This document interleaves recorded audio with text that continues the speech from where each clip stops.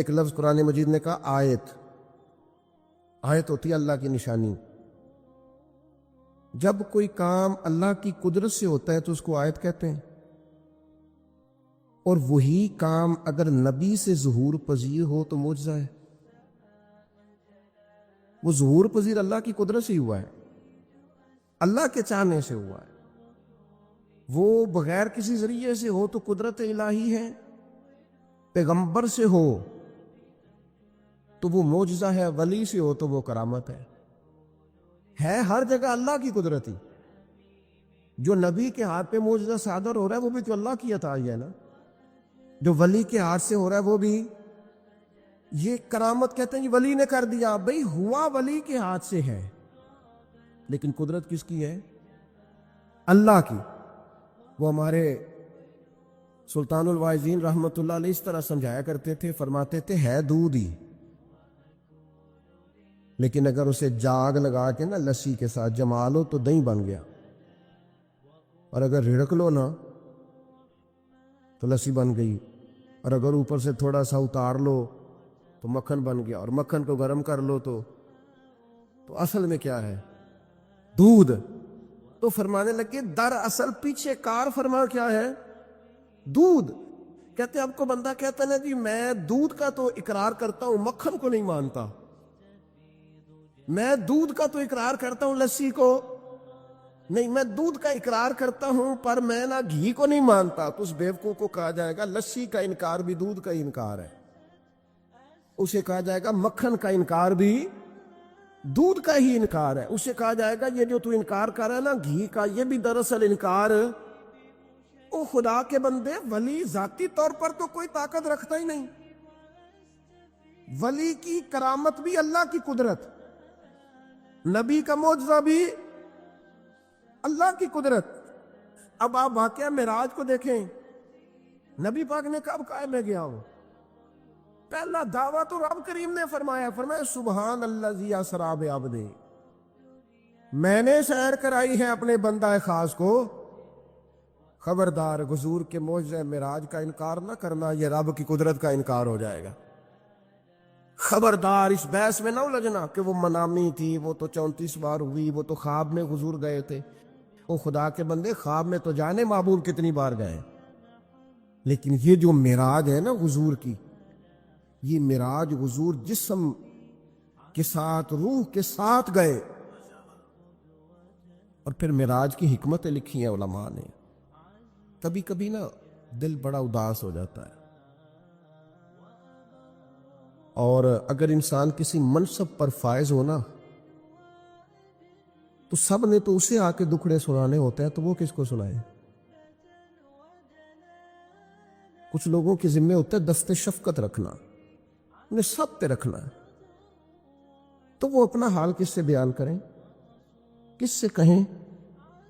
اور جہاں تک ان لوگوں کا تعلق ہے بیچارے جو کہتے ہیں واقعہ معراج سمجھ میں نہیں آتا، تو ان کو میں پوچھتا ہوں کہ تمہیں تو اپنا وجود بھی سمجھ میں نہیں آتا.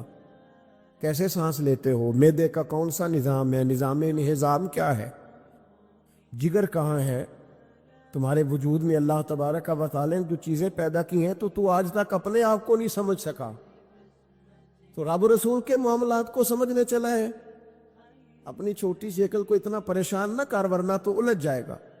کہتے جی سمجھ میں نہیں آتا جی کیسے گئے، کس طرح گئے، کیوں کر کے گئے. تو نبی پاک نے تو کہا ہی نہیں میں گیا ہوں، حضور نے تو بعد میں کہا ہے میں گیا ہوں. پہلے تو رب فرماتا ہے سبحان الذی، جو لے کے گیا ہے وہ ہر عیب سے ہر نقص سے پاک ہے. وہ جو بھی بیان کرتا ہے حق اور سچی بیان کرتا ہے. ایک زمانے تک یہ جو دہریے قسم کے لوگ تھے نا عقل کے پجاری، ایک زمانے تک یہ کہا کرتے تھے کہ حضرت سلیمان علیہ السلام کا تخت ہوا میں کیسے اڑتا تھا. 80 من اس کا وزن تھا تو وہ ہوا میں کیسے اڑتا تھا جی.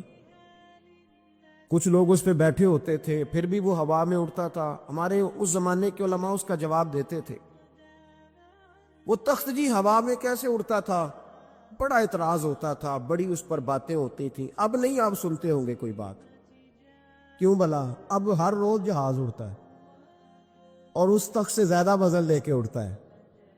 500 550 سواری ہوتی ہے، ہر سواری کا 2 من وزن بھی ہوتا ہے.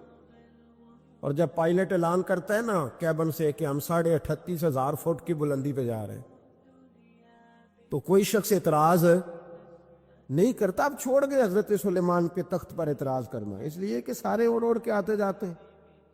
اب ذرا ٹھہر گئے، اب یہ ٹینشن ختم ہو گئی کہ حضرت سلیمان کا تخت کیسے اٹھتا تھا.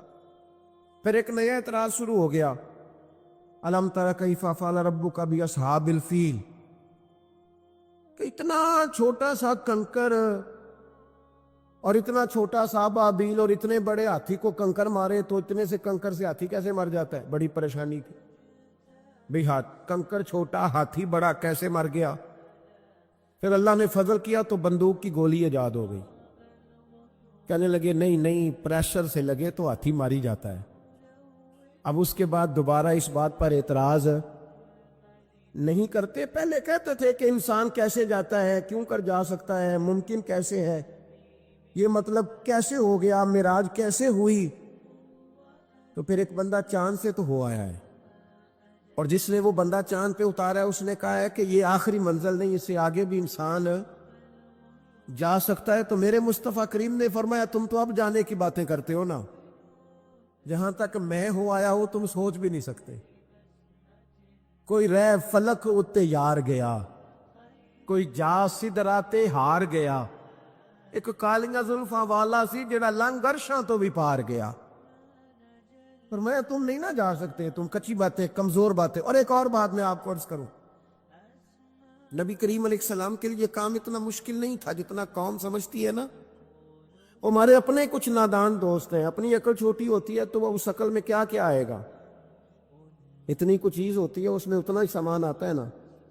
اپنی عقل چھوٹی ہوتی ہے تو بجائے اس کے کہ وہ ایمان لے آئے اللہ تعالی کی حکمتوں پر، وہ عقل کے ترازو پر چھوٹی سی عقل کو پریشان کرتے ہیں. چھوٹا سا دماغ ہوتا ہے، ہر وقت ٹینشن میں رہتے ہیں، وہ جی کیسے گئے، کس طرح کر کے گئے. تو میں کہتا ہوں نبی کریم کے لیے یہ مسئلہ ہی کوئی نہیں، حضور کے لیے یہ کوئی مسئلہ.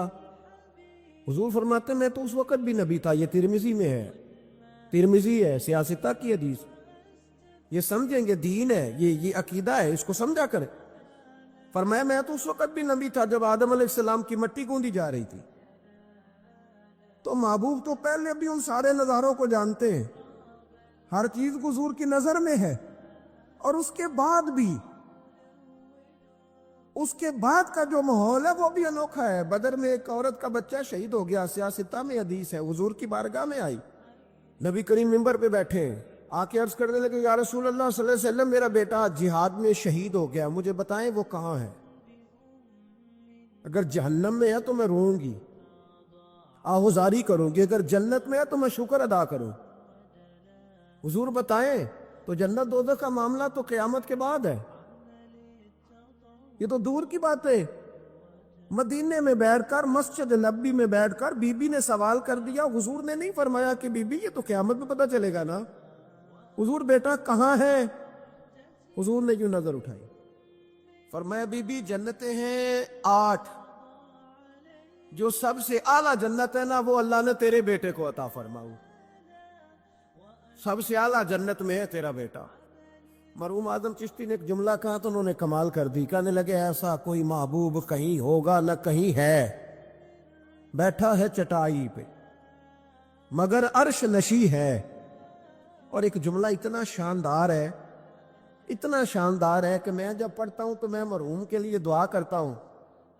انہوں نے کہا کہ تو جو چاہے تو ہر شب ہو مثال شب اسرا. محبوب اگر آپ چاہیں تو روز معراج ہو. تو جو چاہے تو ہر شب ہو مثال شب اسرا، اس لیے کہ تیرے لیے 2-4 قدم عرش بری ہے، تیرے لیے 2-4 قدم، تیرے لیے 2-4 قدم عرش بری ہے. اور کہنے لگے ہر ایک کو میسر کہاں اس در کی غلامی، اس در کا تو دربان بھی جبریل امی ہے، اس در کا تو دربان بھی جبریل امی ہے. اور ملتا نہیں کونین کو کیا کیا تیرے در سے، ایک لفظ نہیں ہے جو تیرے لب پہ نہیں ہے. نبی کریم صلی اللہ علیہ وسلم کے لیے یہ کوئی مشکل نہیں جس طرح ہم الجھے ہوئے نا کہ مطلب کیسے، تو کس طرح، تو کس انداز میں. تو وہاں یہ کوئی کھاتا ہے ہی نہیں حضور کے لیے تو 2-4 قدم ہے، جب چاہے جب چاہے۔ وہ ایک صاحب تھے، مجھے کہنے لگے کہ وہ جی حضور تو گئے تھے حضرت جبریل لے کے تھے پروں پہ بٹھا کے، پہلے براق پہ گئے تھے، پھر حضرت جبریل کے پروں پہ، پھر رف پہ، ویسے تو نہیں نا بشر جا سکتا۔ تو میں نے کہا چلو مہربانی کرو تم بھی کسی دن براق پہ بیٹھ کے چکر لگائی جاؤ، کوئی کوشش کرو نا یار، کسی جگہ پہ ٹھہرو تو صحیح۔ عجیب فلسفہ کا تو حضور، تو میں نے کہا چلو وہ تو رف تھی، حضرت جبریل کے پر تھے، براق تھا، تو وہ جو نبی پاک بعد میں 9 مرتبہ گئے اور آئے، حضور 50 نمازیں لائے نا، تو حضرت موسیٰ نے کہا کہ محبوب نہیں پڑھی جائیں گی، تو حضور گئے، 5 کی معافی ہوئی، پھر آئے، تو حضرت موسیٰ نے کہا کہ محبوب نہیں، یہ نہیں ہوگا۔ یہ بھی نبی پاک کی فرما برداری ہے اللہ کی بارگاہ میں۔ حضور نہیں کہتے ٹھیک ہے یا اللہ تو 50 کہتا ہے تو 50 ہی قبول ہے۔ حضرت موسیٰ نے کہا محبوب نہیں، آپ کہے، اور یہ حضرت موسیٰ کے دل میں بات بھی اللہ نے ڈالی، یہ بھی اللہ نے ڈالی کہ آپ میرے محبوب سے کہیں، انہوں نے نہیں کہنا، ان کو تو جو کہہ دیا جائے قبول ہے۔ حضور واپس گئے تو 9 چکر لگائے نبی کریم نے۔ اس کا مطلب ہے کہ اب وہ جو 9 چکر حضور گئے اور آئے تو وہ حضرت جبریل کے پروں پہ لگائے تھے۔ کسی جگہ کسی روایت میں ملتا ہے کہ حضور نے فرمایا جبریل ادھر لا دوبارہ براق پھر جانا ہے، ادھر پر دوبارہ لا یا براق دوبارہ لا۔ 9 دفعہ گئے اور 9 دفعہ آئے، پھر مان لو کہ تیرے لیے 2-4 قدم عرش بری ہے، تیرے لیے 2-4 قدم عرش بری ہے۔ محبوب کی عظمت کو سمجھو، حضور جب چاہے، جس وقت چاہے، جس وقت دل چاہے۔ یہ تو میرے محبوب کا آنا جانا ہے، یہ تو رسول پاک کا آنا جانا ہے۔ حضور کا جب جی چاہے آئیں، جب جی چاہے جائیں۔ حضور نماز پڑھا رہے تھے، یہ صحیح مسلم کی حدیث ہے۔ مسلمانوں ساری زندگی آنکھیں کھول کے، دل کھول کے، خوشبو کی طرح مہک کر، پھولوں کی طرح تازہ تر و تازہ رہ کے زندگی گزارو، اس لیے کہ رب کریم نے تمہیں شانوں والا رسول عطا فرمایا ہے۔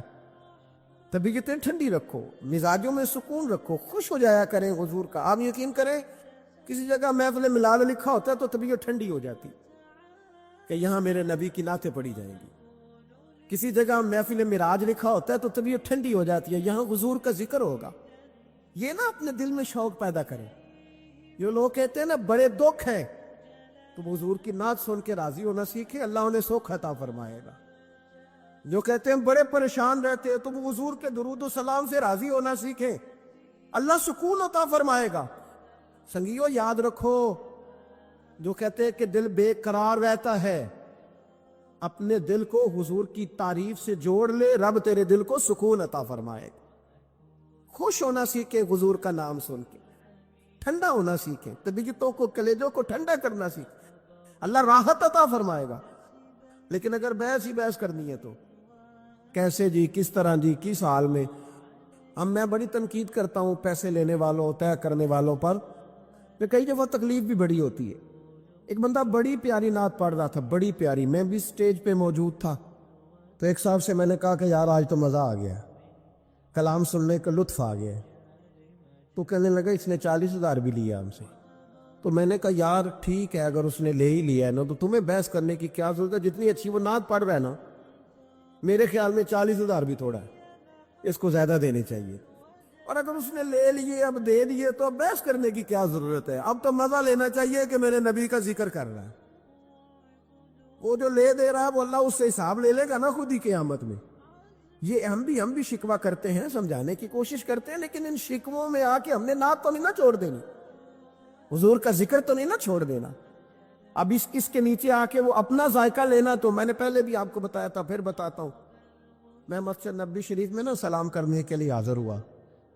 اب تو میرے جیسے بندوں کو نقاب کر کے جانا پڑتا ہے نا، اس وقت ذرا جلدی چلے جایا کرتے تھے، موقع مل جاتا تھا۔ تو میں نا باب السلام سے داخل ہوا تو ایک بابا جی بڑے سادے سے، پگڑی بھی سادی، طبیعت بھی سادی، تو اپنی موج میں وہ جا رہے، مواجہ شریف پہ حاضر ہوئے تو اس نے کہا چل آج ہی نکل۔ دھکے دیتے ہیں نا، ان کی موج ہے، وہ دھکے دے رہے تو بابا بڑا راضی ہے، یعنی طبیعت بتاتی ہے جس نے راضی رہنا ہوتا ہے، جس کا دل کرتا ہے راضی رہنے کو، اللہ توفیق بھی دے ہی دیتا ہے. اور کچھ بیچارے دنیا میں آئی پریشان رہنے کے لیے، ان کا پروگرام ہی نہیں خوش ہونے کا، اللہ ماشاء اللہ. ان کو بڑی ٹینشن ہوتی ہے، ادھر سے بھی ٹینشن ادھر سے بھی ٹینشن. کوئی ہنس کے ملا تب بھی ٹینشن، نہ ہنس کے ملا تب بھی ٹینشن، پریشان ہی رہتے ہیں، مزاج بن جاتا ہے. بابا جی بڑے فریش تھے، بڑی طبیعت ٹھنڈی. اس نے دھکے دیے کہ چل آجی اللہ. تو بابا پتہ کیا کہتے تیری خیر ہوئے پہرے دارا، اے روزے دی جالی چوم لین دے. تو وہ کہتا چل نکل، کہتا تیری خیر ہوئے پہرے دارا، روزے دی جالی چوم لیں. میں نے اس بابا جی سے بڑی تربیت لی، میں جب بھی ان کو یاد کرتا ہوں میرا دل بڑا ٹھنڈا ہوتا ہے. وہ پھر اس نے تیسرا دھکا دیا، چل نکل. بابا پھر کہتا تیری خیر ہوئے پہرے دارا، روزے دی جالی. اور وہ بندہ بالکل عربی النسل تھا جو دھکے دے رہا تھا. باہر نکلے، مجھے بھی دھکا دیا بابا جی کو. ہم باہر نکلے تو میں کہا بابا جی انہوں کو تو تہاڈی بھی سمجھ آتی سی. کہندا پتر مینوں بھی پتہ ہے، میں تے اپنا رانجھا پہ راضی کردا سا، اور مینوں پتہ ہے انہوں نہیں سمجھ آ رہی. مینوں پتہ ہے انہوں کی پتہ، میں تے پنجابی چ لگا اپنا. تو بھئی جس نے رانجھا راضی کرنا ہے نا، اس نے رانجھا راضی کر ہی لینا ہے. میں نے ایسے لوگ بھی دیکھے ہیں جو چھوٹے سے بچے کو کھڑا کر کے کہتا ہے بیٹے مولا یا صلی اللہ علیہ وسلم آتا ہے، چل سنا میرا پتر. وہ بچے نے اس کو قصیدہ سنایا تو بابا جی 10 روپے دے کے اپنا رانجھا راضی کر کے نکل گئے. جس نے اعتراض کرنا ہے وہ سارا دن اسی چکر میں پڑا ہوا ہے، انہیں 50 لیا ہے، اے 40 لیندے نا. وہ بھائی تو وہ لیتا ہے نا تو اس کو جان چھوڑ. تو یہ دیکھ کے تیرے محبوب کا ذکر کرتا ہے نا، تو رسول اللہ کی بات سن. اب سننا تو انہی سے ہے نا. ہم دعا کرتے ہیں اللہ انہیں بھی توفیق ہدایت عطا کرے، یا پیسے لینے والے سیانے ہو جائیں. اور سارے لیتے بھی نہیں، تو ان سے سن لیا کر جو نہیں لیتے. سن تو صحیح نا، اپنا رنجا تو راضی کر دا، شوق تو بیدار کر، طبیعت میں ٹھنڈک تو پیدا کر. یہ روحانی زندگی ہے، روحانی زندگی کو سمجھو. ایک روحانی نظام ہے اللہ کا، اس نے بنایا ہے. صحابہ فرماتے جنگ بدر کا موقع تھا، اللہ کے فرشتے آئے ہوئے تھے، قرآن کہتا ہے فرشتے آئے ہوئے تھے. تو حال یہ تھا کہ صحابہ فرماتے ہم کسی کی گردن کافر کی کاٹنے لگتے تھے، اس کی گردن ہم سے پہلے کٹ کے گر جاتی تھی. یہ کیا ہے؟ یہ اللہ کا روحانی نظام ہے، اس نے بنایا ہے. آپ کی اور میرے ساتھ یہ نظام وابستہ ہے. اب چوتھی بات سمجھیں، جو جتنا بڑا ہوتا ہے نا، اور جس کو لوگوں نے ماننا ہوتا ہے، جس کے پیچھے چلنا ہوتا ہے، اس کے پاس کوئی نہ کوئی کمال ہو تو پھر ہی لوگ اس کی اتباع اور پیروی کرتے ہو، پھر ہی لوگ اس کی پیروی کرتے ہیں. اگر اس کے اندر کوئی کمال نہ ہو، 3 چیزیں ہوتی ہیں جس کی وجہ سے لوگ کسی سے محبت کرتے ہیں. یا بندے میں جود و نوال ہو، سخی ہو، خرچ کرتا ہو، احسان کرتا ہو، یا پھر اس میں حسن و جمال ہو، سونا بڑا ہو، پیارا بڑا ہو، یا تیسری بات یہ ہے کہ فضل اور کمال ہو، اس میں کوئی بلندی ہو. اللہ کی یہ شان رہی ہے کہ اللہ نے جتنے بھی پیغمبر پیدا فرمائے اعلیٰ خاندانوں میں پیدا فرمائے. اللہ نے جتنے بھی انبیاء کرام علیہم السلام مبعوث فرمائے سارے سوڑے تھے، ایک سے ایک بڑھ کر حسین تھے. حضرت داؤد علیہ السلام کا حسن و جمال دیکھا نہیں جاتا تھا، خوبصورت تھے جناب داؤد علیہ السلام. اور جناب یوسف 3 مہینے رجی خلقت ویک یوسف کی نانی. حضرت یوسف علیہ السلام کے بارے میں ملا رومی نے لکھا ہے، جب قحط پڑ گیا تھا نا مصر میں، تو حضرت یوسف نے چونکہ گندم غلہ سٹاک کر لیا تھا، تو ابتدائی طور پر آپ نے یہ تجویز دی تھی اور یہ حکمت عملی اپنائی تھی. آپ نے لوگوں سے کہا تھا کہ فی الحال تمہیں گندم نہیں ملے گی، جس کو بھوک لگے نا وہ میرا چہرہ دیکھ لے آ کے، جس کو پیاس لگے وہ میرا چہرہ دیکھ لے. اور یہ ایسا ہوتا ہے. سی تے پنجابی ہیں ساڈے تے کہندے تینوں ویکھیں بھوک مر گئی ساری. یہ تو ہوتا ہے نا جی، میری تو دیکھ کے ہی تجھے دیکھ جو لیا ہے، اور بات ختم ہو گئی۔ بھوک حضرت عثمان غنی رضی اللہ تعالیٰ عنہ کو 40 دن قید رکھا ہے۔ لوگوں نے تو آپ سے کہا گیا کہ جناب بھوک پیاس کیا کیا کرتے تھے؟ فرمایا بھوک پیاس لگتی تھی، قرآن پاک کی زیارت کرتا تھا، بھوک بھی ختم ہو جاتی تھی، پیاس بھی ختم ہو جاتی۔ تو حضرت جناب یوسف علیہ السلام نے یہ تدبیر اپنی قوم کو دی کہ جب تمہیں بھوک لگے تو تم نے آ کے مجھے دیکھنا ہے۔ تو 3 مہینے غلہ نہیں دیا۔ لوگ آتے جناب یوسف کا چہرہ دیکھتے، بھوک پیاس ختم ہو جاتی۔ تو پنجابی کے ایک درویش بول پڑے، وہ کہنے لگے 3 مہینے رجی خلقت ویک یوسف کنانی۔ 3 مہینے رجی خلقت ویک یوسف کنانی تے جنا محمد عربی ڈٹھا او رج گئے دوواں جہانی۔ جنا محمد عربی ڈٹھا او رج گئے دوواں جہانی۔ تو اللہ تعالیٰ نے حسن و جمال عطا کیا تھا۔ پھر نبیوں کے پاس فضل اور کمال ہوتا ہے۔ میں نے آپ کو کمالات سنائے نا، حضرت عیسیٰ علیہ السلام، مادرزاد اندھے کوڑے برس کے مریض آتے، آپ ہاتھ پھیرتے شفا ہو جاتی۔ آپ مٹی کی مورت بنا کے پھونکتے، اللہ تعالیٰ اس میں جان پیدا کر دیتا۔ حضرت داؤد علیہ السلام لوہے کو ہاتھ لگاتے، اللہ نرم کر دیتا۔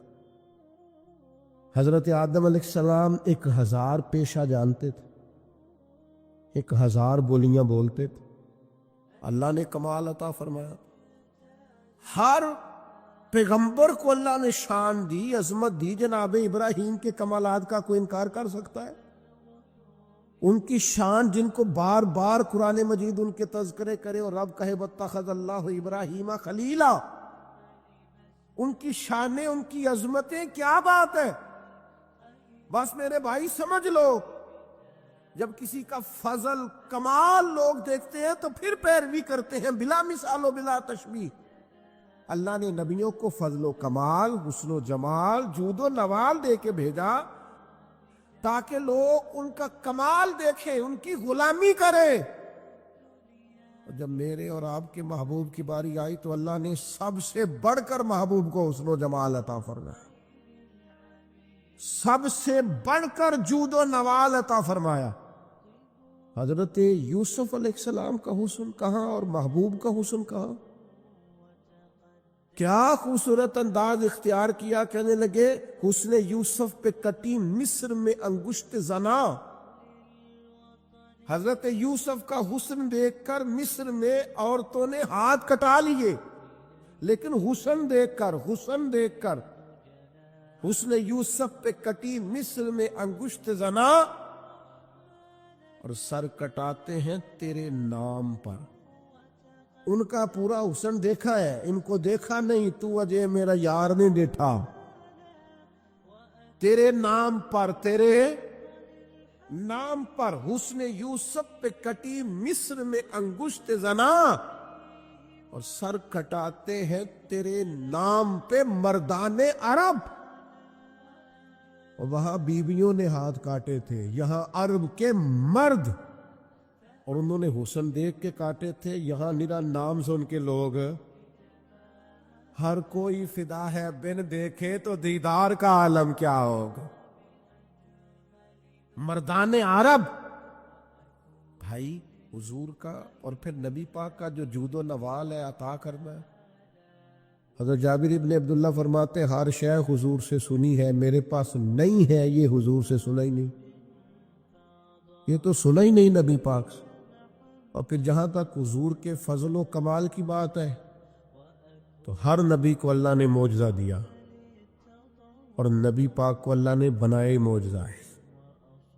یا ایھا الناس قد جاءکم برہان من ربکم، حضور کا ایک ایک بال معجزہ ہے، آنکھ معجزہ ہے، کان معجزہ ہے، لبہائے مبارک معجزہ ہے، لعاب دہن معجزہ ہے، نبی پاک علیہ السلام کی زلف عنبری معجزہ، محبوب کی نظر مازاغ معجزہ، دست ید اللہ معجزہ، چہرہ وجہ اللہ معجزہ، نبی پاک صلی اللہ تعالی علیہ وسلم کا سج دھج کے آنا اور میلاد ہونا یہ بھی معجزہ، اور سج دھج کے عرش پہ جانا اور معراج ہو جانا یہ بھی معجزہ۔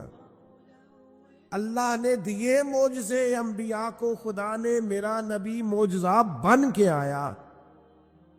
اللہ نے محبوب کو معجزے دیے اور اتنے بڑے بڑے معجزات دیے، اتنے بڑے بڑے۔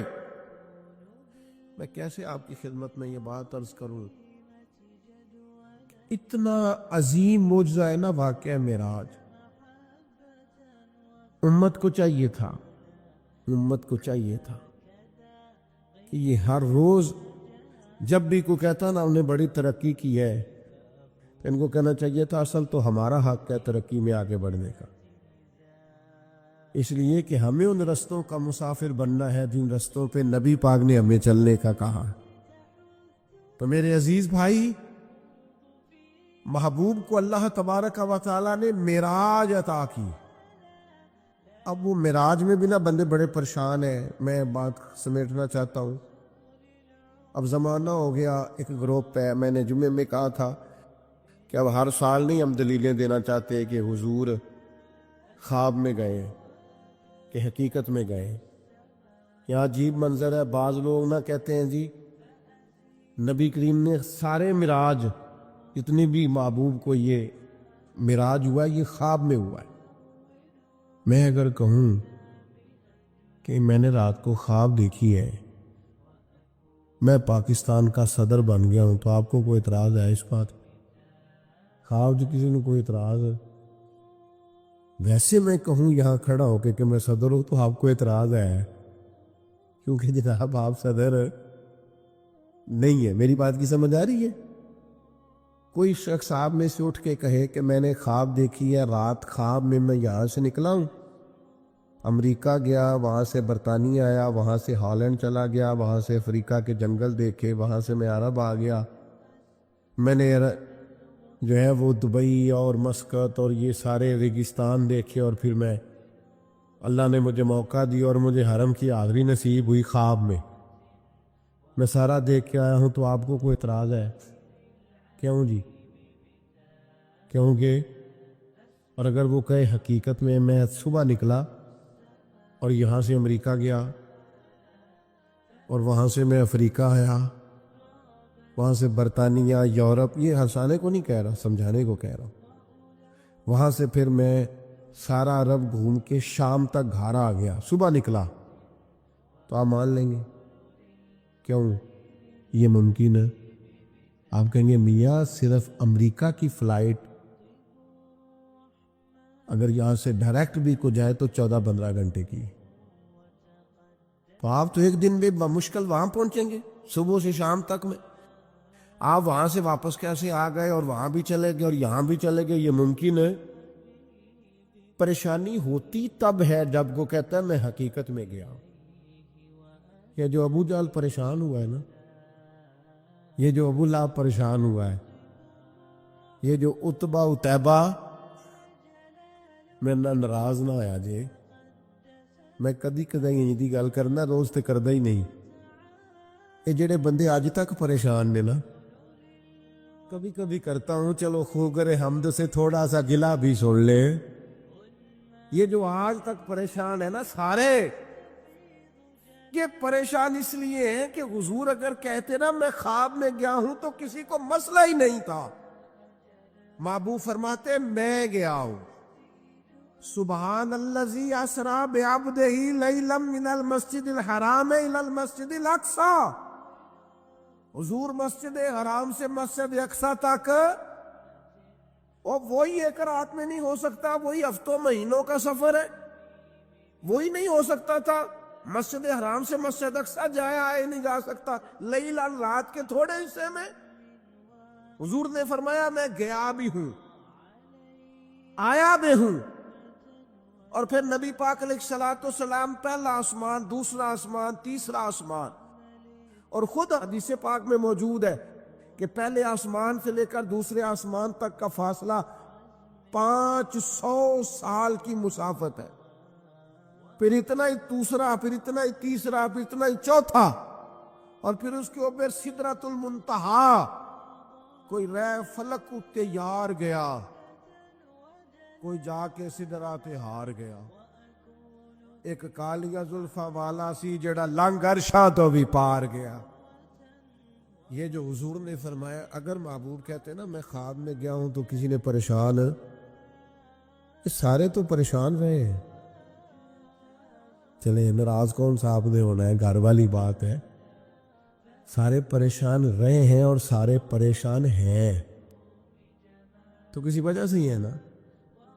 اگر محبوب فرماتے خواب میں گیا ہوں تو انہوں نے پریشان، یہ جو پریشانی ہے نا یہ اسی بات کی ہے کہ محبوب فرماتے میں گیا ہوں۔ اچھا پھر ایک اور پریشانی ہے، کچھ اس لیے بگڑ جاتے ہیں، چلے میں بزرگوں کے اختلاف کی بات نہیں کرتا، میں ویسے ایک بات کرتا ہوں، بڑوں کو سلام ہے، کسی نے اگر کوئی دوسرا قول بھی کیا ہے، لیکن ویسے محبت کے ساتھ، پیار کے ساتھ، ادب کے ساتھ ایک بعض اس بات پر بھی اڑ جاتے ہیں، محبوب گئے ہیں پر اللہ کا دیدار نہیں کیا، حضرت جبریل امین علیہ السلام کی زیارت کر کے واپس آ گئے، تو یہ تو نہیں ہو سکتا کہ میں آپ کو بلاؤں اور آپ سے ملوں ہی نہ۔ اور پھر شیخ محقق شاہ عبد الاقصی محدث دہلوی رحمۃ اللہ لکھا ہے، حضرت جبریل علیہ السلام کسی نبی کے پاس 2 دفعہ گئے، کسی کے پاس 4 دفعہ گئے، کسی کے پاس 6 دفعہ گئے، نبی کریم کی بارگاہ میں حضرت جبریل 24,000 مرتبہ حاضر ہو، تو وہ تو روز یہاں آئے ہوتے تھے، ان سے ملنے جانا تھا، ان سے ملنے جانا تھا، محبوب تو گئے۔ اور پھر حضور علیہ السلام فرماتے ہیں میں نے اپنے رب کو سونی صورت میں دیکھا، اور نبی پاک فرماتے ہیں رب نے اپنا دست مبارک میری پشت پہ رکھا، اس کی ٹھنڈک جو اس کی شان کے لائق پشت پہ رکھا، اور اس کی ٹھنڈک میں نے سینے میں محسوس کی۔ اور حضور فرماتے ہیں جب اللہ نے وہ دست مبارک رکھا تو پھر میں نے مشرقوں کو بھی جان لیا اور مغربوں کو بھی جان لی، پھر سارے علوم مجھ پر واضح ہو گئے۔ ابن یعقوب کو اللہ نے صورت بخشی، ید بیضا کی کلیم اللہ کو نعمت بخشی، اور جناب عیسیٰ کو مسیحائی کی دولت بخشی۔ ہر نبی کو کوئی عزت، کوئی عظمت بخشی۔ میری سرکار کو بے پردہ زیارت ہے، میری سرکار کو بے پردہ زیارت ہو تو میرے عزیز یاد رکھیے گا کہ حضور کا واقعہ معراج یہ تو امت کے لیے شانوں کا باعث ہے، یہ تو عظمتوں کا باعث ہے۔ اس لیے اچھا پھر ایک اور مسئلہ بھی، آج ایک دوست مجھ سے کہنے لگے، ایک صاحب کہہ رہے تھے 27 رجب کو محفل نہیں کرنی چاہیے، یہ تو کنفرم ہی نہیں ہے کہ 27 کو معراج ہوئی تھی۔ میں نے کہا یہ تو میلاد والی بات ہو گئی۔ ایک صاحب مجھ سے کہنے لگے کہ حضور کا میلاد 12 ربیع الاول کو نہیں۔ میں کہ تو پریشان نہ ہو، میری جماعت بڑی پیار والی ہے، وہ تو سفر میں بھی میلاد کرتی رہتی، ربیع ثانی میں بھی میلاد کی محفل ہے۔ اب تو مجھے زمانہ گزر گیا سفر کرتے، وہ تو سارا سال ہی میلاد کرتے رہتے، آپ کیا بات کرتے ہیں؟ ہم کون 12 کا پابند رہے، سارا سال میلاد ہوتا ہے؟ کہنے لگے جی 9 ہے، تو میں نے کہا پھر بھی کوئی اعتراض نہیں، آپ 9 کو کر لیں، ہمیں کوئی پریشانی۔ ہم 27 رجب کو معراج کی محفل کر رہے ہیں، آپ کا خیال ہے 5 رجب ہے، آپ 5 کو معراج کی محفل کر لیں، ہمیں تو کوئی پریشانی والی بات۔ تو بلا وجہ کے الجھاؤ، بلا وجہ کی بحثیں نہیں ہونی چاہیے۔ بات کو ختم کرتا ہوں، کرنا کیا ہے، امت نے کرنا کیا ہے؟ واقعہ معراج سبق کیا دیتا ہے، درس کیا دیتا ہے؟ واقعہ معراج امت کو یہ سبق دیتا ہے کہ نبی پاک علیہ الصلوۃ والسلام نے اپنی حیات ظاہری میں جتنا سفر کیا ہے وہ عروج کی طرف کیا، وہ فتح کی طرف کیا۔ نبی پاک علیہ السلام نے ہر قدم اٹھایا ہے تو وہ جد و جہد ہے، وہ کامیابی ہے، وہ آگے بڑھنا ہے، وہ عروج ہے۔ وہ 1 2 3 صحابہ سے بات شروع ہوئی، پھر حضور مدینہ طیبہ تشریف لے گئے، پھر حالات کا یہ رنگ ہوا کہ ان فتحنا لک فتحا مبینا، پھر وہ عروج ہوا، وہ 23 سالوں میں وہ انقلاب آیا، آگے بڑھنا، جد و جہد کرنا، کوشش کرنا، عروج کی طرف جانا۔ وہ وقت آیا کہ اذا جاء نصر اللہ والفتح وَرَأَيْتَ النَّاسَ يَدْخُلُونَ فِي دِينِ اللَّهِ أَفْوَاجًا، محبوب آپ دیکھیں گے اللہ کی مدد آئی، فتح حاصل ہو گئی، فوجوں کی فوجیں دین میں داخل ہو رہی۔ ایک صحابی تھے حضرت سعد بن ربیع رضی اللہ تعالیٰ، وہ میدان احد میں شہید ہو رہے تھے اور مرتبہ شہادت پر فائز ہو رہے تھے، اور ان کی سانسیں آخری چل رہی تھی بلکہ اکھڑ رہی تھی۔ تو قریب جو صحابہ کھڑے تھے ماں، ان صحابہ کو مخاطب کر کے اس شہید ہونے والے صحابی نے ایک پیغام دیا۔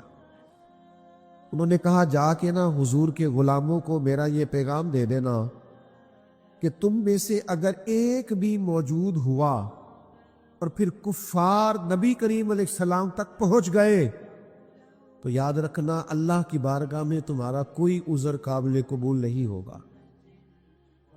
تم موجود تھے اور لوگ پہنچ گئے، ہم موجود ہیں اور دین کے ڈاکو پہنچ جائے، ہم موجود ہیں اور ملحدین فتنہ گری کر کے چلے جائے، سیکولر ہمارے نوجوانوں کو بگاڑ کے چلے جائے۔ یہ باتیں کرنا آسان ہے کہ نئی نسل کو فلاں نے سازش کر کے بگاڑ دیا۔ لوگ سازش کرتے رہے تو پہرے دار کہاں تھے؟ بیٹا بگڑ گیا تو باپ کہاں تھا؟ شاگرد بگڑ گئے تو سوال یہ ہے کہ استاد صاحب کہاں تھے؟ اگر سالکین بگڑ گئے تو مرشد کہاں تھے؟ اگر قوم بگڑ گئی تو رہنما کہاں تھے؟ نہ ادھر ادھر کی تو بات کر، یہ بتا کہ قافلہ کیوں لٹا۔ مجھے رہزنوں سے غرض نہیں، تیری رہبری کا سوال ہے۔ یہ امتی کا کام ہے، وہ غلامی کرے۔ اعلیٰ حضرت فاضل بریلوی نے کہا تھا سونا جنگل رات اندھیری، چھائی بدلی کالی ہے۔ یہ حالات دیکھیں اعلیٰ حضرت کیسے بیان کرتے، کہتے ہیں حالات کچھ ایسے، دین کا کام کرنے والوں، دین کی بات کرنے والوں، دین کا پیغام دینے والوں، اس وقت حالات ایسے ہیں کہ ایک تو سونا جنگل، اوپر سے رات اندھیری، اور تیسرا بدلی بھی کالی چھائی۔ ایک تو حالات یہ ہے، اور اس سے بڑی بات یہ ہے کہ جن کو تم نے پہرے دار رکھا ہے وہ پہرے دار نہیں، وہ ڈاکو ہے۔ یعنی ایک مسائل موسمی خراب ہے، اوپر سے جن کو تم پہرے دار اور چوکی دار سمجھ رہے ہو وہ ڈاکو ہے۔ ان حالات میں تمہیں دین کا پیغام دینا ہے اور خدمت کی ڈیوٹی کرنی۔ فرماتے سونا جنگل رات اندھیری، چھائی بدلی کالی ہے، او سونے والو جاگتے رہنا چوروں کی رکھوالی ہے۔ بیدار ہونے کی ضرورت۔ اچھا میں آپ کی خدمت میں عرض کروں، ہر کام لوگ نئی توانائی سے کریں گے، نئی فکر سے کریں گے، نئی ٹیکنالوجی سے کریں گے، جدت سے کریں، چیزوں کو سیکھیں گے، لیکن اپنے بچوں کو دین پڑھانے کے لیے، سمجھانے کے لیے، حضور کا غلام بنانے کے لیے وہ نئے سے نئے منصوبے نہیں بنائیں گے، ان کو سمجھائیں گے نہیں، بتائیں گے نہیں کہ کتاب و سنت ہماری عملی زندگی میں کیسے نافذ ہو سکتا ہے۔ یہ جو ہمارا شعوری بگاڑ ہے، یہ جو فکری انتشار ہے، یہ جو اس وقت ہر طرف وسوسوں کا غلبہ ہے، ہمارا دین ہمیں کس طرح اس سے بچاتا ہے؟ ہمیں بہت زیادہ بیدار رہنے کی ضرورت ہے۔ ہم نے حضور سے غلامی کا رشتہ نبھانا ہے۔ ہم نے اس دین کے لیے جس کے بارے میں نبی پاک علیہ السلام نے تاکید فرمائی کہ ایک آیت بھی تمہیں ملے تو آگے پہنچانی ہے، ہم نے وہ ڈیوٹی ذمہ داری سے کرنی ہے، سمجھدار ہو کے کرنی، دانا ہو کے کرنی ہے، مدبر ہو کے کرنی، حکمت کے ساتھ آگے بڑھنا ہے۔ اس کے لیے کبھی کبھی مشکل فیصلے بھی کرنے ہوں گے، لیکن پھر حالات کی دقت کو نہیں دیکھا جائے گا، حضور کی غلامی کو دیکھا جائے، پھر ماحول کی تلخی کو نہیں دیکھا جائے گا، نبی پاک کی رضا کو دیکھا جائے گا۔ اللہ کے حبیب علیہ السلام نے ایک لشکر روانہ کیا تھا حضرت اسامہ بن زید رضی اللہ تعالیٰ عنہ کی قیادت میں۔ وہ لشکر ابھی تھوڑی دور ہی گیا تھا کہ اللہ کے حبیب علیہ السلام کا وصال ہوا۔ اب صحابہ اس بات پر جمع ہوئے اور جناب صدیق اکبر رضی اللہ تعالیٰ عنہ مسلمانوں کے خلیفہ مقرر ہوئے۔ اب حالات نے حضور کے وصال کے بعد ایک پلٹا کھایا، کچھ لوگ مرتد ہو گئے، کچھ زکوٰۃ کے انکاری ہو گئے، معروضی حالات میں انتشار پیدا ہو گیا۔ اب صحابہ کرام علیہم رضوان نے ایک رائے دی کہ ابھی یہ جو لشکر حضور نے روانہ کیا تھا نا، حالات کا تقاضا یہ ہے کہ اس لشکر کو بھی نہ بھیجا جائے، پہلے جو اندرونی اور معروضی معاملات ہیں ان کو دیکھ لیا جائے، پھر اس لشکر کو روانہ کریں گے۔ لوگوں نے اپنا نمائندہ حضرت عمر فاروق رضی اللہ تعالیٰ عنہ کو بنایا۔ جناب عمر نے بارگاہ خلافت میں عرض کی، حضرت صدیق اکبر کی خدمت میں گزارش کی کہ اس لشکر کو ابھی روانہ نہ فرمائیں، حالات کچھ بہتر ہو لیں، اندرونی معاملات پہ لشکر کو روانہ کریں گے۔ یہ ہے غلامی کا رشتہ، یہ وہ لوگ ہیں جو نبھاتے ہیں، جن کی خواہش ہوتی ہے کہ میں نے لگائی ہے، دعا کرو میری نبھ بھی جائے۔ حضرت ابوبکر صدیق رضی اللہ تعالیٰ عنہ نے جناب فاروق اعظم رضی اللہ تعالیٰ عنہ پر جلال فرمایا عمر تمہیں تمہاری مار ہوئے، مجھے اس لشکر کو روکنے کا مشورہ دے رہے ہو جس سے روانہ مدینے والے محبوب نے فرمایا ہے۔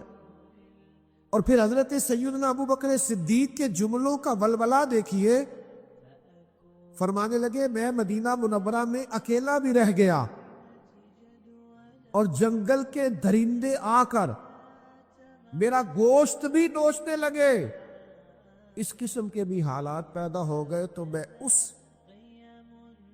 لشکر کو کبھی نہیں روکوں گا جس سے روانہ مدینے والے محبوب نے فرمایا۔ وہ جائے گا، ہم یہ رشتہ نبھائیں گے، جو بات حضور نے کر دی اس پر پہرا دیں، ہم پھر پورا ڈٹیں گے، پھر پورا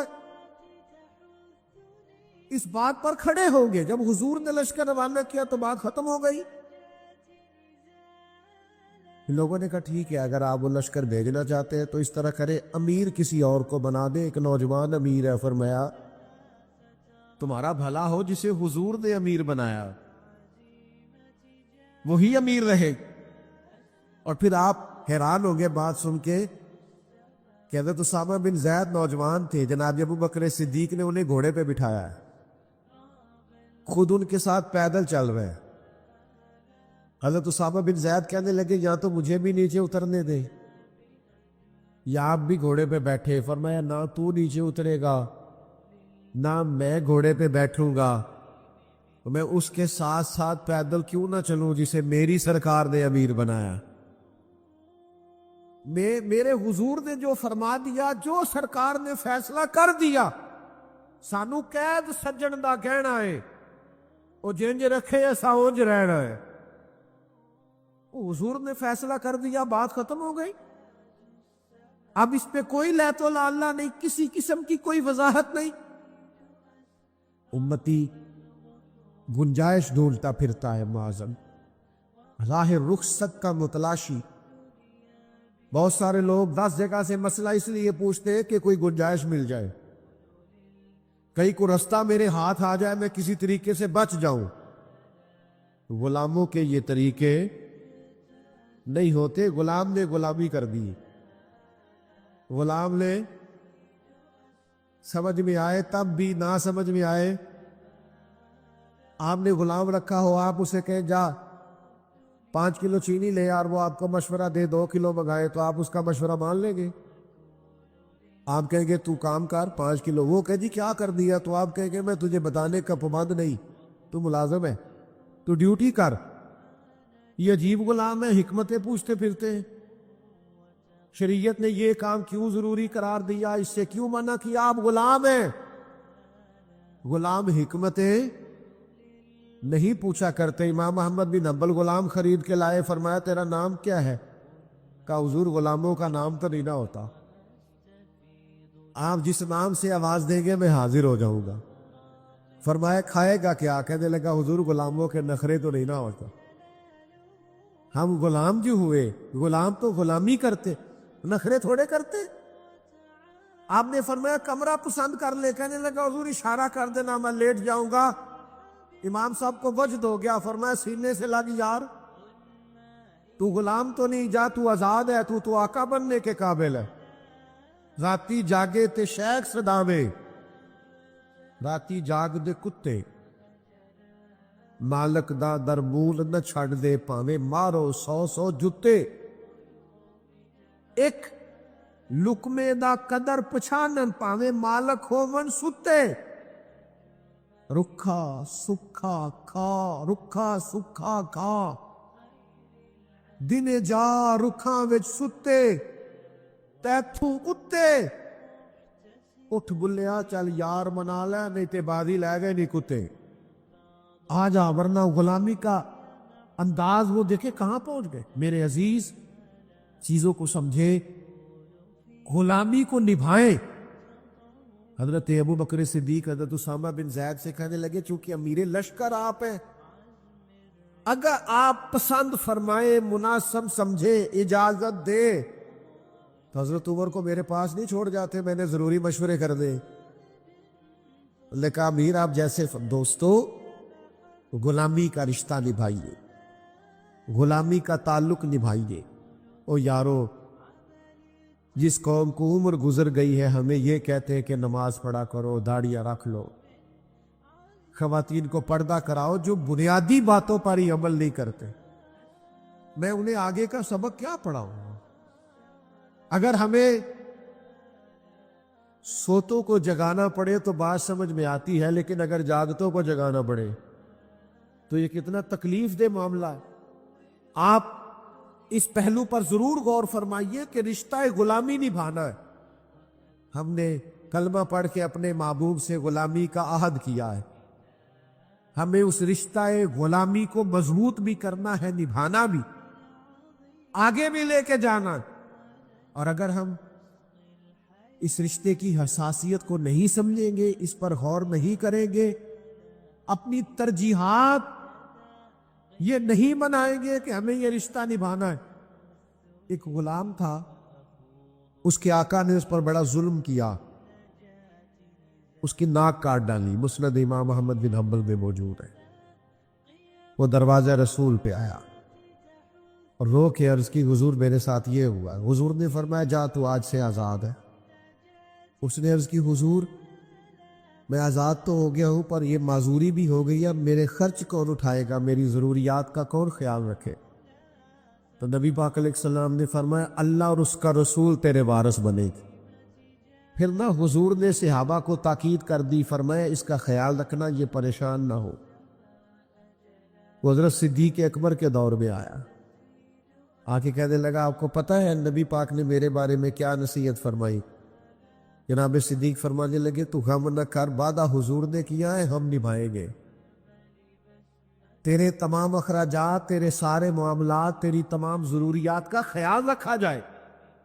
ہم غلام ہیں، ہم غلامی کریں گے، ہم اس رشتے کے تسلسل کو برقرار رکھیں، تجھے کوئی تکلیف نہیں آئے گی، ہم غلام ہیں نا، اس رشتے کو نبھائیں گے۔ حضرت صدیق اکبر کا وصال ہوا تو وہ سیدنا عمر کی خدمت میں آیا اور اس نے آن کر کے عرض کی حضور میرے بارے میں کیا خیال ہے؟ تو جناب عمر فرمانے لگے خیال وہی ہے کہ حضور نے تیرے ساتھ وعدہ کیا تھا، تو جب تک عمر کی جان میں جان ہے تیری ہر ضرورت کا خیال رکھا جائے گا۔ ہم نبی پاک کے غلام ہیں، ہم اس رشتے کی حساسیت کو، نزاکت کو، درد کو سمجھتے ہیں، ہم اس پر پوری توجہ دیں گے، ہم اس غلامی کو نبھائیں گے۔ ایک غلام ہے، وہ ناک کٹی ہوئی ہے، اس نے حضرت عمر سے کہا میرا مصر میں رہنے کو دل کرتا ہے، فرمایا جہاں تیرا دل کرے گا وہاں رہائش مل جائے۔ ہم نے وہ عہد اور پیمان نبھانا ہے جو کریم نے فرمایا۔ حضرت عمر نے مصر کے گورنر کو لکھا اس کے لیے گھر بھی تعمیر کر دوں، اس کی ضروریات کا بھی خیال رکھو، اسے کوئی تکلیف نہیں آنی چاہیے، چونکہ وعدہ مدینے والے محبوب نے فرمایا۔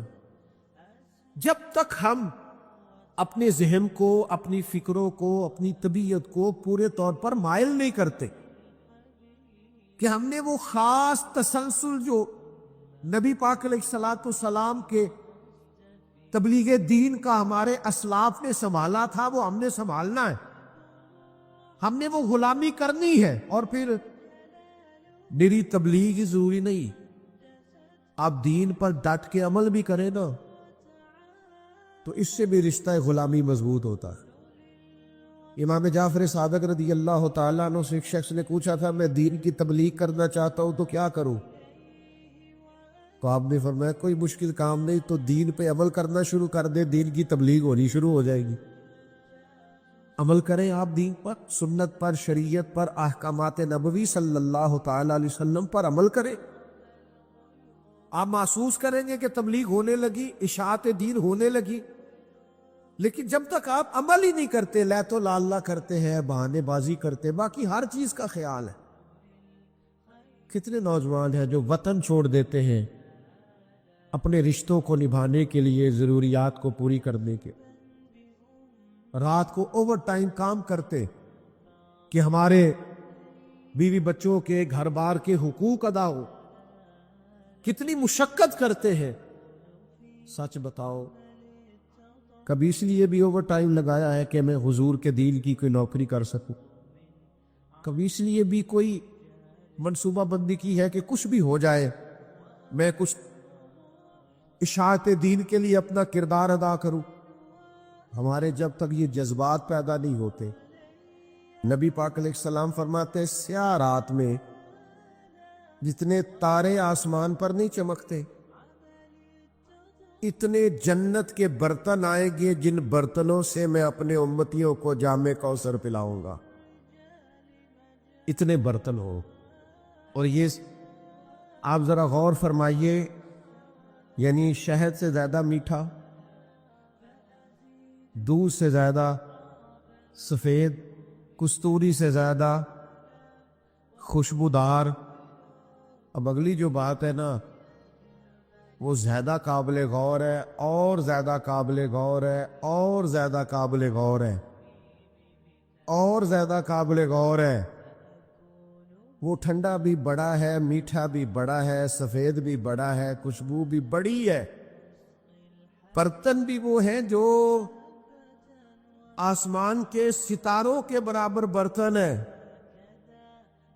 پر ان سب سے بڑا لطف یہ ہے کہ ملے گا مدینے والے محبوب کے ہاتھوں سے، جام کوثر حضور پلائیں گے، نبی کریم علیہ السلام کے دستے مبارک سے ملے، حضور عطا کریں گے۔ یہ ایسی بات ہے کہ جس پر انسان کی روح وجد کرتی ہے کہ یعنی حضور کے دستے مبارک سے۔ ذرا دیکھیے نا کہ قبر میں انسان لیٹا ہے اور قیامت تک سویا ہے، اور پھر قیامت آئی ہے، وَإِذَا الْقُبُورُ بُعْثِرَتْ، اور قبریں کریدی گئی ہیں، اور پھر وہ اٹھا ہے۔ یوم نحشر المتقین الی الرحمن وفدا، پھر وہ اللہ کے حضور مہمان بنا کر پیش ہونے والا ہے، پھر وہ محشر کے میدان میں آیا ہی ہے، اسے سبیل نظر آئی ہے، اور جب اس نے غور سے دیکھا ہے تو چہرہ والضحیٰ کا ہے، آنکھیں ماں زاغ کی ہیں، اور پیشانی والفجر کی ہے، اور سینہ علم نشرح کا ہے، اور ہاتھ ید اللہ کے ہیں، اور ان میں کٹورے پکڑے ہیں محبوب نے۔ اے ساقی تیری خیر تیرے میں کدے کی خیر، اے ساقی تیری خیر تیرے، اب ایسی پلا کہ جس کا نشہ عمر بھر رہے۔ تو حضور فرماتے ہیں میں پلاؤں گا نا غلاموں کو۔ اور پھر دیکھیں اس کی بابت جو تفصیلات ہیں وہ بھی حضور خود بیان کرتے ہیں۔ نبی کریم صلی اللہ تعالی علیہ وسلم فرماتے ہیں، صحیح بخاری میں حدیث موجود ہے، حضور فرماتے ہیں میں تمہاری بہتری کے لیے تم سے پہلے حوض کوثر پر موجود ہوں گا۔ اور نبی پاک علیہ الصلوۃ والسلام فرماتے ہیں جو وہاں آئے گا اور جام پائے گا جو وہاں آئے گا حوض کوثر پیے گا، کریم فرماتے ہیں پر اسے دوبارہ کبھی پیاس نہیں لگے گی۔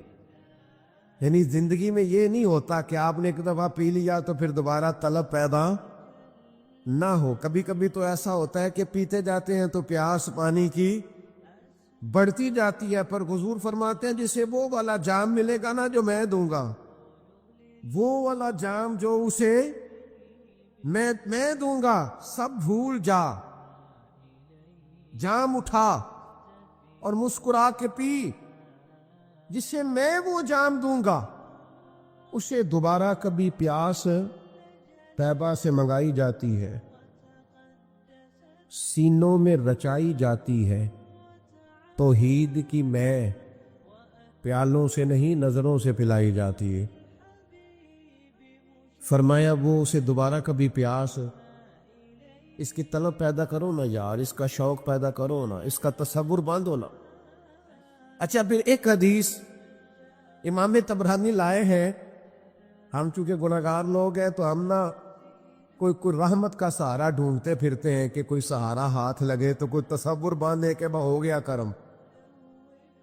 میدان محشر میں حوض کوثر پہ پہنچ گئے اللہ کے فضل سے،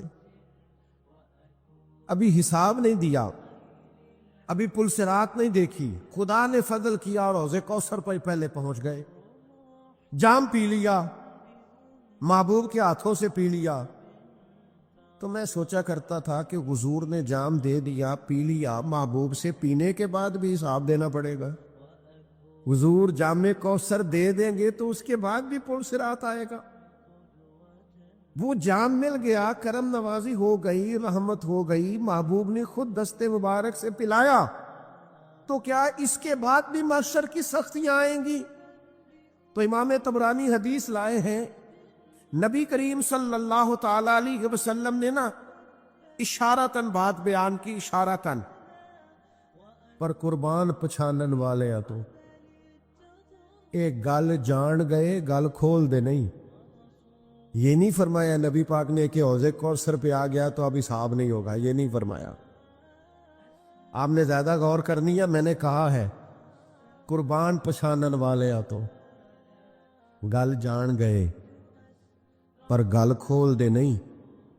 محبوب نے یہ نہیں فرمایا حساب نہیں ہوگا، پل صراط پہ نہیں جائے گا، محشر کی سختی نہیں آئے گی۔ اب سوال یہ نہیں فرمایا۔ امام طبرانی نے حدیث کے لفظ لکھے ہیں، نبی پاک ہے افصح العرب، حضور فصیح و بلیغ بات کرتے، ایک جملہ کہہ کے اس کے اندر سمیٹ دیتے ہیں کریم سارے مفاہیم، سارے معنی۔ امام طبرانی حدیث لائے ہیں، نبی کریم علیہ الصلوۃ والسلام نے فرمایا میں تمہاری بھلائی کے لیے حوض کوثر پر پہلے سے موجود ہوں گا۔ حضور فرماتے ہیں جو حوض کوثر پہ آ گیا وہ کامیاب ہو گیا، باقی تسی اناب صاحب کر لینا ہے سارا۔ قربان پچھانن والے آ تو گل جان گئے گل کھول دے، گل کھول دے۔ فرمایا جو آ گیا وہ کامیاب۔ میں نہیں تو دسنا کہ انصاب ہونا ہے کہ نہیں ہونا۔ اتھوں جام پین تو بعد ان پول صراط لگنی ہے کہ بھائی اتنے لفظ حضور نے کہے جو آ گیا وہ کامیاب۔ معنی کیا ہے؟ تو کسی طریقے سے حوض کوثر تک پہنچا، تو بس اس سبیل کا، اس لنگر کا پانی پی جو محبوب دست مبارک سے پلاتے، تو ایک دفعہ نہ وہاں سے پی۔ حضور فرماتے ہیں تیری صدیوں کی پیاس بھی بجھے گی، دوبارہ کبھی پیاس بھی نہیں لگے گی، اور تو آ جا بس۔ اگر تو بمصطفیٰ برساں خیش را کے دی ہما اوس، اقبال کہتے ہیں اپنے آپ کو گھسیٹ کے نہ مدینے والے کے قدموں تک لے جا، یہی سارا دین ہے۔ میں یہاں پہنچ گیا دین تک، کل دین تک تو آ گیا۔ فرماتے تو حوض کوثر تک آ جانا اور پھر جام پی لینا اور پھر تو کامیاب ہے۔ مجھے لگتا ہے کہ وہ جام پینے سے انرجی اتنی آئے گی، حافظہ اتنا مضبوط ہوگا کہ سوالوں کے جواب بھی آ جائیں گے۔ رضا پل سے وجد کرتے گزریے، کہ ہے رب سلیم صدائے محمد صلی اللہ علیہ.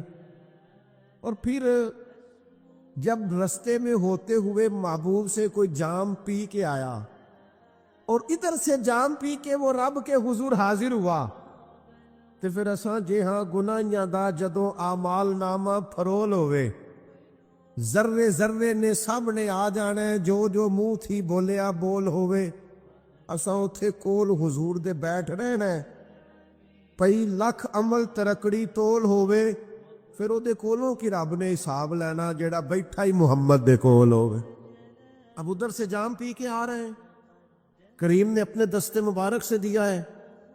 مجھے بتاؤ نا جو مہمان ہو اور جس کے میزبان رسول رحمت ہو حضور میزبانی کر کے بھیجے تو کیا رب کی بارگاہ میں پھر حساب کتاب ہونا ہے؟ مہمانوں کا تو اعزاز ہوگا. یوم نحشر المتقین الی الرحمن وفدا. تو یہ جامع کوثر ہے جو محبوب کے دستے مبارک سے صبح قیامت اللہ تعالیٰ سب کو جامع کوثر عطا فرما, سب کے ماں باپ کو عطا فرما, بہن بھائیوں کو عطا فرما, بیوی بچوں کو عطا فرما, پڑوسیوں کو عطا فرما, سنگیوں کو عطا فرمائے, پیر بھائیوں کو عطا فرمائے, استادوں کو عطا کرے, مرشد کو عطا کرے, شاگردوں کو عطا کرے. وہ کریم ہے نا, مہربانی بڑے ہیں. یہ کوئی عام جام ہے جو ختم ہو جائے گا, وہاں سے کل کائنات بھی پیے گی تو انشاءاللہ پیتی ہی رہے گی. وہ پیتی رہے گی. 2 کلو کھجوریں دی تھی نا حضرت ابو ہریرہ کو, فرمایا کھولنا نہ بکھاتے رہنا. فرماتے جناب عثمان غنی کا دور آ گیا, وہ 20 سال تک کھائیں ختم ہی نہیں ہوئی. وہ تو ایک دن کھول بیٹھے. شرط جو تھی وہ انسان کی فطرت ہے نا, اسے کہا جائے ساری جنت سے کھاؤ با درخت کے قریب نہ جانا. اتنی بڑی جنت چھوڑ کے پھر انسان چلا ہی جاتا ہے تو دیکھ بیٹھے. تو بھائی حوضے کو کچھ لوگ ایسے ہوں گے جن کو جامع کوثر بڑا خوب ملے گا, خوب ان کو نوازا جائے گا, جامع کوثر دیا جائے گا. تو یا رسول اللہ سب سے پہلے کسے ملے گا؟ ہمارے ہاں نا دوستیاں بنتی ہیں, تعلقات بنتے ہیں, پر وہ اس طرح بنتے ہیں یا مزاج ملتے ہو یا مفادات ملتے ہو. مزاج نہ ملے, مفاد نہ ملے تو ہم آپس میں دوستیاں کرنے کو تیار نہیں ہوتے. خدا کے بندو, اگر چاہتے ہو نا دوستی میں لذت رہے, بھائی چارے میں حسن رہے, پیر مرید کے رشتے میں ہمیشہ روحانیت برقرار رہے, استاد شاگرد کا رشتہ ہمیشہ معتبر رہے, مضبوط رہے, تو اس کا ایک ہی حال ہے, اس رشتے کی بنیاد اللہ کی رضا بناؤ. اس میں کوئی ذرا برابر بھی دنیاوی منفعت نہ ہو, ذرا سا بھی لالچ نہ ہو. اس کو تجارت نہ بنائے, محض اللہ کی رضا کی. یہ کر کے تو دیکھیں آپ محسوس کریں گے کہ میرا وجود پھولوں کی طرح ہلکا پھلکا ہو گیا, فقط اللہ کی رضا کے لیے. ہمارے ہاں تعلقات بنتے ہیں, لیکن کہہ چکا ہوں یا مزاج ملتے ہو یا مفاد ملتے ہو. اگر نہ ملے تو ہم تعلقات کو چلانے کو تیار نہیں ہوتے. میرے نبی پاک علیہ الصلوۃ والسلام نے ارشاد فرمایا, کنز الامال میں حدیث موجود ہے, حضور فرماتے میرے حوض کوثر پر سب سے پہلے وہ لوگ آئیں گے جو ایک دوسرے سے اللہ کی رضا کے لیے محبت کرنے والے ہو. سب سے پہلے انہیں جام ملے گا. یہ بتانا نہ کسی کو, لیکن اپنے دل سے پوچھ لینا ہے صحیح کسی سے اللہ کی رضا کے لیے محبت, کوئی لالچ نہیں. ہمارے اسا فرمایا کرتے تھے ہم تو کسی سے اس بات کا بھی وہ درویش تھے نا, ایک تو انہوں نے اپنے مرشد سے کہا ایک نظر ہی ڈال دے, تو فرمانے لگے تو نے تو کہا تھا کہ تو کبھی سوال ہی نہیں کرے گا, پوری نظر کا ہی سوال کر دیا تو نے. اتنا بھی لالچ منع ہے, اتنا بھی بوجھ منع. جب آپ نے محض اللہ کے لیے پیار کیا تو مسکرا دے تب بھی ٹھیک ہے, ناراض ہو جائے تب بھی ٹھیک ہے, آ جائے تب بھی ٹھیک ہے, منع کر دے وہ جس حال میں پھر رہے، کیونکہ ہماری محبت اس لیے نہیں کہ میری بات مانے گا تو محبت ہے، اس لیے نہیں کہ میرے ساتھ ٹھیک چلے گا تو محبت ہے، میرے طرف آئے جائے گا، محبت تو ہے اللہ کی رضا کے لیے۔ تو جب اللہ کے لیے محبت ہے تو پھر اس میں ذرا سا بھی کہیں کوئی شائبہ اپنی مرضی کا نہیں ہونا چاہیے۔ فرمایا تو محض اللہ کے لیے اگر کسی سے محبت کرتا ہے تو سب سے پہلے کوثر کا جام، تو سب پیچھے تعریف سن لی یہ ساری کوثر دی، فرمایا پہلا جام ان کو ملے گا جو کسی سے پیار کریں گے تو محض اللہ کی رضا کے لیے کریں، یہ کریں، یہ نہیں ہے تو بنائیں۔ اگر گنجائش ابھی تک سینے میں نہیں ہے تو یہ پورا باب ہے بخاری مسلم میں، کسی سے محبت کر دیا تو اللہ کے لیے، کسی سے نفرت کر دیا تو اللہ کے لیے۔